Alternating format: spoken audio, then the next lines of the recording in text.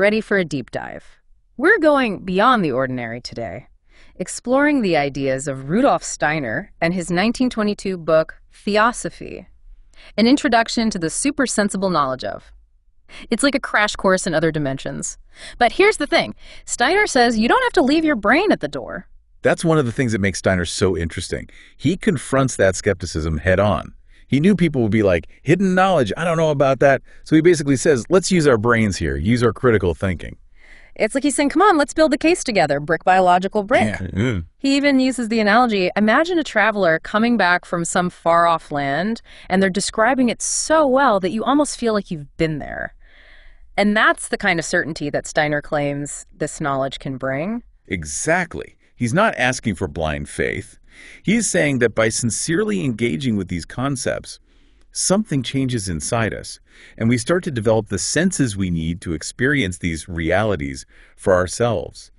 You ever get a gut feeling and it turns out to be true? Steiner might say that's those inner senses trying to come online. Okay, so we're not talking about literally growing a third eye here, right? Not literally. More like refining the perception that we already have. Exactly, precisely.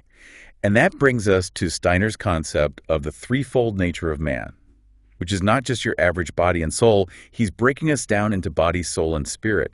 Each one interacts with the world in its own way. Okay, so let's break it down. The body, well, that's the easy part. Flesh and bones, the physical stuff. Yeah, the physical stuff, what we can see and touch. What about the soul? Now, the soul, that's where things get a little more interesting.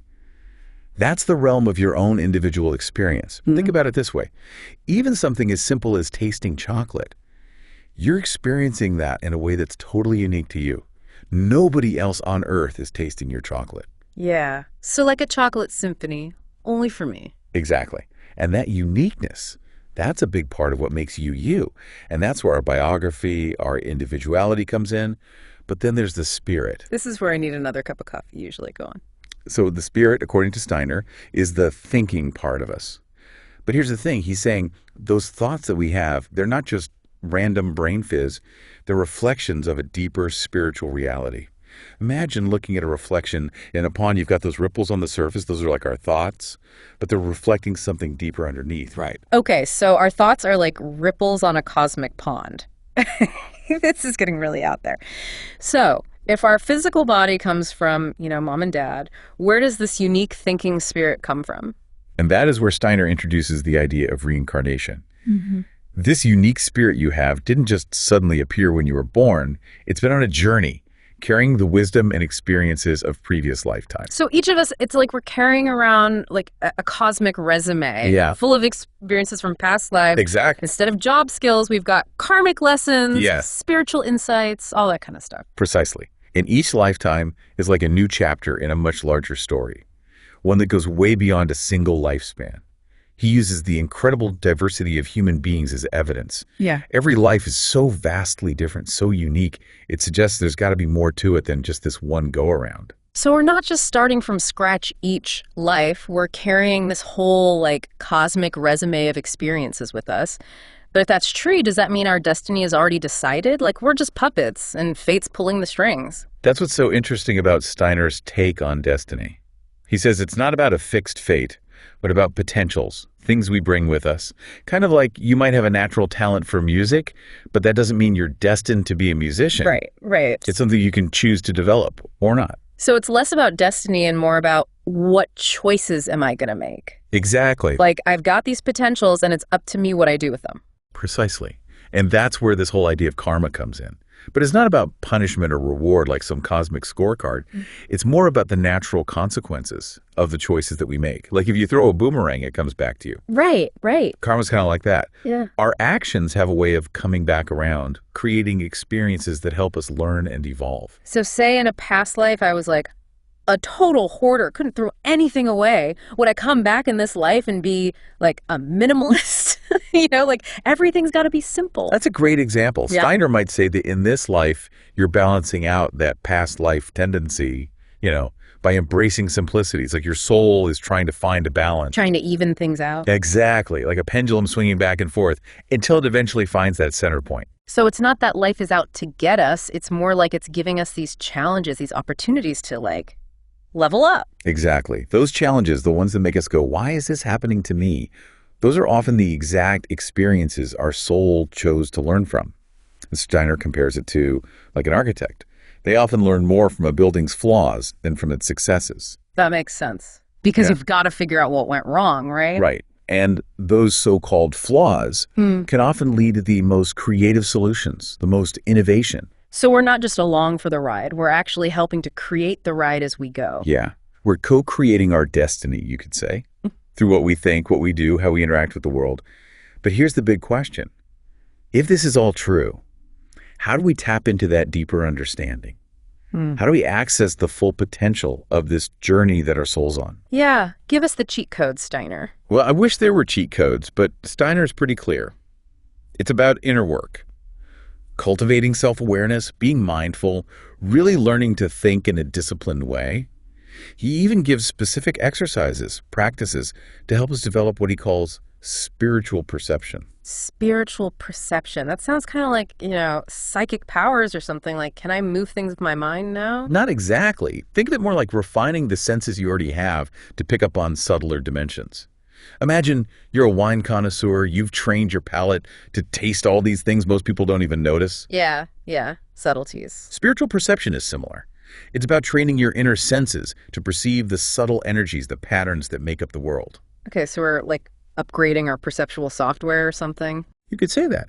So you're able to see things you couldn't see before. For example, the aura. Steiner describes it as an energy field that surrounds everything that's alive. It's a reflection of their inner state. As you develop your sensitivity, you might start to perceive these subtle energies. Maybe not as colors, but you get a feeling from someone. So it's not so much seeing auras, but more like feeling the vibe. That's a good way to put it. But Steiner's clear. It's not about judging people based on their aura alone. It's more about empathy, understanding the people around you. So it's like we're taking our intuition to a whole new level. Exactly. But how do we actually train ourselves to do that, to perceive these energies? It can't be just like thinking about it really hard. You're right, it takes effort. Steiner talks about what he calls imagination and inspiration. And these aren't just about daydreaming. He's talking about developing a new way of seeing, not with your physical eyes, but with your inner senses. And this requires practice, discipline, and ethical living. Ethical living. So you have to be like a saint to do this. No, not at all. It's more about striving to live in a way that aligns with your values. Think of it this way. Negativity, judgment, selfishness, these things kind of create a fog. It clouds our perception. By cultivating kindness, compassion, integrity, it's like we're clearing away the fog. So it's like an inner cleanse. It helps us to tune into these more refined frequencies. Okay, so we've covered auras, subtle energies. What about the more out there stuff, like past lives, other dimensions? Steiner says, as we refine those inner senses, we might start to get glimpses of our past lives. Not like full-on memories, but these intuitive insights that help us understand, why am I like this? Have you ever felt drawn to a certain time period or culture, but you don't know why? Oh, totally. I'm weirdly obsessed with ancient Egypt. Maybe I was Cleopatra in a past life? Maybe. But Steiner might say that you're tapping into a past life experience that's somehow resonating with you in the present. He'd say, explore that through reading or travel or even past life regression. So pay attention to those little nudges. Exactly. It's like following clues. You never know what you might discover. And then there's the even bigger question of connecting to those other dimensions, what Steiner calls the spirit world. And this, he says, is where intuition really comes into play. Intuition, like that feeling you get, I should do this, or maybe not. Yeah. But Steiner would say it's more than just a hunch or a gut feeling. It's like a knowing, direct access to information, guidance from a higher source. He compares it to a radio receiver. The spirit world's always broadcasting, but we need to tune in. Okay, I like that. So how do we tune our intuition radio to pick up those signals from the spirit world? Steiner talks about inner stillness. Practices like meditation, mindfulness, spending time in nature, just quiet the mind, create a space for these insights to come through. And he also stresses living in alignment with those highest values. So it's like we're clearing out the static to get a clearer signal. This is a lot to take in. It sounds like this is a lifelong journey, not just a weekend retreat. Absolutely. But the journey is part of what transforms us. It's about constantly becoming more refined in our perception, going deeper into our understanding of ourselves, the universe, and realizing our full potential as spiritual beings. We're back, and things are about to get even weirder as we dig deeper into Rudolf Steiner's Theosophy. We've talked about reincarnation, karma, even other dimensions, but how do we actually develop those spiritual senses Steiner's talking about? Like, what do we actually do? Yeah, well, Steiner's clear that it's not about some mystical shortcut. It's not like suddenly you get superpowers. It's about inner work. Conscious effort to kind of refine our perception and connect with those deeper levels of reality. He actually compares it to like learning a new language. At first, it's just a bunch of sounds you don't understand. But as you practice, you start recognizing words. Then you're putting phrases together. And then eventually, you're even dreaming in that new language. So no magic wands, but it sounds like some serious mental effort is required. But here's the thing, with physical training, you can see the results, right? With inner work, how do we know it's even working?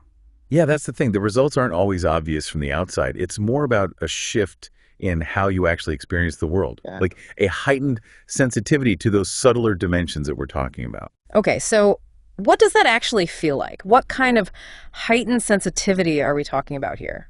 Imagine you're walking through a forest, and instead of just seeing trees, you kind of get a sense of this life force that's pulsing through them, connecting everything. Or you meet someone new, and it's like beyond how they look, you get a glimpse of their soul light. So it's like the world goes from standard def to high definition. Exactly. The world hasn't changed, but the way you experience it has. Like putting on a new pair of glasses that let you see colors you couldn't even see before. Okay, yeah. Another example is that aura we were talking about. Remember, Steiner describes it as this kind of energy field surrounding living things. Yeah. As you get more sensitive, you might start to perceive these energies, not necessarily as colors, but maybe more like a feeling you get from someone. So it's less about like actually seeing auras and more about like, I get a vibe from this person. That's a really good way to put it. But it's important to remember, Steiner's big on this point. It's not about judging people based on their energy. It's more about deepening our empathy and understanding. So we're kind of like developing our intuition to a whole new level here. But how do we train ourselves to do that, to actually perceive those energies? It's not just wishful thinking, right? But no, it takes a real conscious effort. He talks about cultivating imagination and inspiration. And I don't mean daydreaming here. He means developing a new way of seeing, not just with our eyes, but with our inner senses. And this takes practice, discipline, even ethical living. Ethical living. So like, do you have to be a saint to do this? No, not at all. It's more about, trying to live in accordance with your highest values. Think of it this way. Negativity, judgments, selfishness, those things cloud our perception. But when we're cultivating kindness, compassion, integrity, it's like clearing away the fog, and we can see more clearly. So it's like an inner cleanse, almost. Exactly. Okay, so we talk about auras, subtle energies. What about the really out there stuff? Past lives, other dimensions. How do those work? Yeah, that's the real question, right? Well, Steiner suggests that as we refine those inner senses, we might start to get glimpses of past lives. Not as literal memories, but these insights that help us make sense of patterns in our lives. Have you ever just felt this weird pull toward a certain time period, a certain culture? Oh my gosh, yes. I've always been obsessed with ancient Egypt. Like maybe I was Cleopatra in a past life, who knows? Well, maybe. Steiner might say you're tapping into some past life experience that's resonating with you now.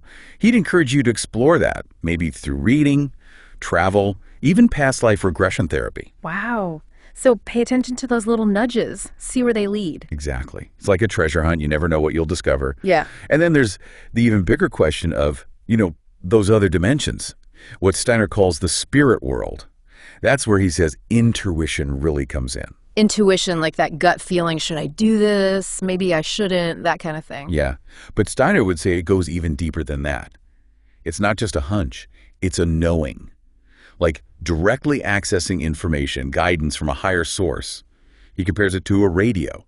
Spirit world's always broadcasting, we just got to tune in. I like that analogy. How do we tune our intuition radio to pick up those signals from the spirit world? He talks a lot about cultivating inner stillness, meditation, mindfulness, spending time in nature, quiet the mind, make space, and living in alignment with our highest values is key. So it's about clearing out that static so we can get a clearer signal. Wow, so much to think about here. It sounds like this developing these spiritual senses, it's a lifelong journey, not a weekend workshop. You got it. Yeah. But it's a journey that's transformative. We refine our perception, deepen our understanding.